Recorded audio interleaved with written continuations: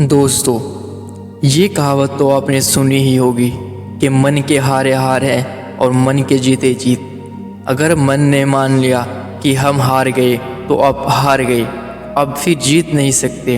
अगर आपके मन में आपने ठान लिया कि हम जीत कर रहेंगे तो आप हमेशा जीतोगे। तो इसी को लेकर आज एक वीडियो लेकर आए हैं हम, तो चलिए देखते हैं। संसार के समस्त जीवों में मानव के श्रेष्ठता एवं प्रभु दत्त वरदानों में मानव मन की सर्वोत्कृष्ट सर्वमान्य है। जैसे कहा जाता है, मन के हारे हार और मन के जीते जीत। मन का अर्थ है प्राणियों की वह शक्ति जिसके द्वारा विचार, अपनाया पराया, सुख दुख और संकल्प की अनुभूति होती है।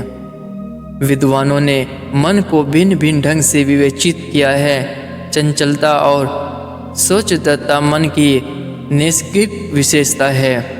इस कारण दार्शनिकों का मानना है कि मानव मन उस जलाशय की भांति है जिसका स्थिर जल हवा के प्रभाव से लहरों में परिवर्तित होकर शीघ्र गतिमान हो जाता है। मनोवैज्ञानिकों के अनुसार मानव मन में सबसे पहले विचार आता है और फिर उस पर मंथन होता है और उसके बाद उस पर क्रियान्वयन प्रक्रिया आरंभ होती है। विचार ही व्यक्ति के उत्थान और पतन का आधार होता है।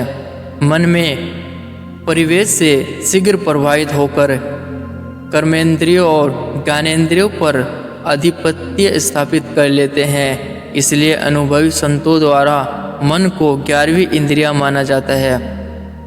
मन ही मनुष्य की वह शक्ति है जिसके द्वारा वह नर से नारायण और पुरुष से पुरुषोत्तम बन सकता है। यानी मन में उठने वाले विचार यदि श्रेष्ठ होंगे तो मनुष्य उन्नति के शिखर पर पहुंच सकता है, लेकिन निकृष्ट चिंतन उसे पतन के गर्त में पहुंचा देता है, क्योंकि मन की स्वाभाविक प्रकृति मनोकुलन कार्यों के प्रति संबंधित इंद्रिया को शीघ्र ही प्रभावित कर लेती है।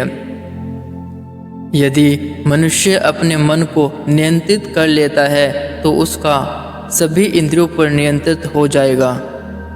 शास्त्रकारों और संतों ने मन के नियंत्रण का आविष्कार के लिए अनेक उपाय बताए हैं। यजुर्वेद में कहा गया है कि मेरा मन शिवस्य संकल्प नारायण हो और अच्छे विचारों को धारण करने वाला हो। यदि हमें मन के माध्यम से बड़ी सफलताएं अर्जित करनी है तो हमें ऐसी घात वैचारिक दृढ़ संकल्प शक्ति को अंतःकरण में धारण करना होगा।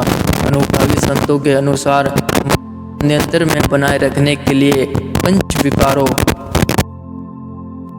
क्रोध, मद, लोभ और मोह से बचाकर सद्गुण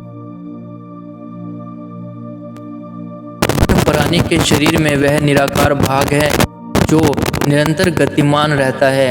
मन अपनी कल्पनाओं के माध्यम से समय और अन्य सीमाओं से परे है और इसलिए वह हजारों वर्ष आगे पीछे राजा के रंग तक अपनी पहुंच क्षण भर बना लेता है।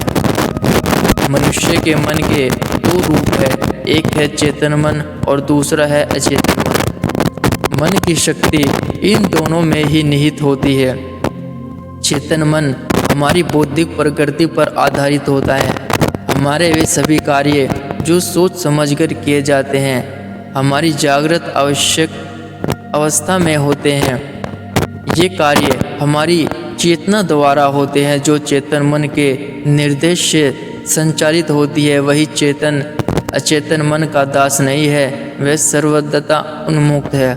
मनोवैज्ञानिकों के अनुसार अचेतन मन इतना सक्षम होता है कि चेतना के निर्देश की प्रतीक्षा किए बगैर ही स्वाभाविक रूप से कर्म करता रहता है। वास्तव में अचेतन मन व्यक्ति के आधिपत्य से एक प्रकार से परे होता है, यहाँ तक कि कभी कभी इसके कार्य द्वारा इच्छा के विरुद्ध भी हो जाता है। यह अचेतन मन सोते जागते प्रत्येक स्थिति में क्रियाशील रहता है। वास्तव में यह हमारी मूल प्रकृतियों का ही स्वाभाविक है।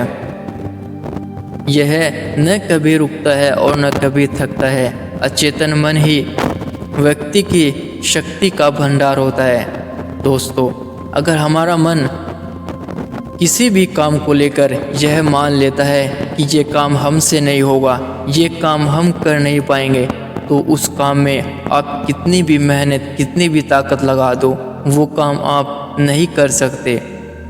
और इसी तरह अगर आपने मान लिया कि ये काम कितना भी मुश्किल, कितना भी हार्ड हो, कितना भी कठिन हो, मैं इसको कर ही रहूँगा, चाहे इसके लिए मुझे 1 नहीं, 2 नहीं, 3 नहीं, 4 दिन या 4 साल या 4 महीने लगें, तो मैं इसको कर ही रहूँगा। तो दोस्तों, यही मन के हारे हार होती है और मन के जीते जीत। तो दोस्तों, कैसी लगी हमारी वीडियो कमेंट करके ज़रूर बताएं और चैनल को सब्सक्राइब करना ना भूलें।